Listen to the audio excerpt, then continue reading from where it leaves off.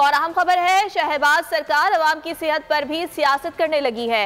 विफाक ने पंजाब के लिए सेहत कार्ड पर इलाज का मंसूबा रोक दिया। हुकूमत ने 400 अरब के पंजाब सेहत कार्ड मंसूबे की मंजूरी नहीं दी है। जराये का ऐसा बताना है, CDWP के इजलास में मंसूबा मंजूरी के लिए पेश किया गया था और अब ये खबर सामने आ रही है कि शहबाज सरकार ने इस मंसूबे को रोक दिया है। उमर हयात हमारे साथ मौजूद हैं।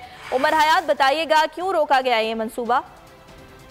बिल्कुल जी, गुज़िश्ता होने वाले जो सेंट्रल डेवलपमेंट वर्किंग पार्टी के इजलास में इस मंसूबे को मंजूरी के लिए पेश किया गया था। ये 399 अरब 61 करोड़ रुपए से जायद का मंसूबा है, जो तकरीबन 400 अरब रुपए के करीब है।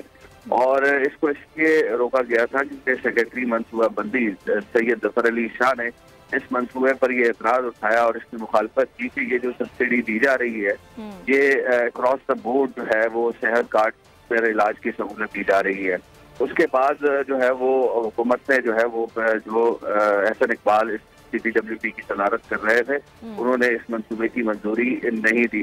सैयद जफर अली शाह ने यह मौक़िफ़ अपनाया था कि जो कर्ज फराहम करने वाले इदारे हैं या डोनर्स एजेंसीज हैं जो डोनेशन देती हैं इस हवाले से, वो इसकी मुखालफत कर रही हैं।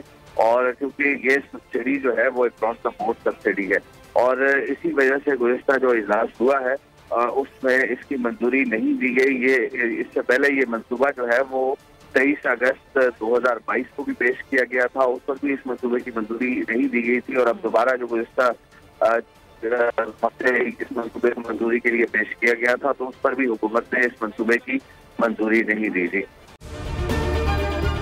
अगर आपको ये वीडियो पसंद आई तो हमारे चैनल को सब्सक्राइब करें और बेल आइकन पर क्लिक करें।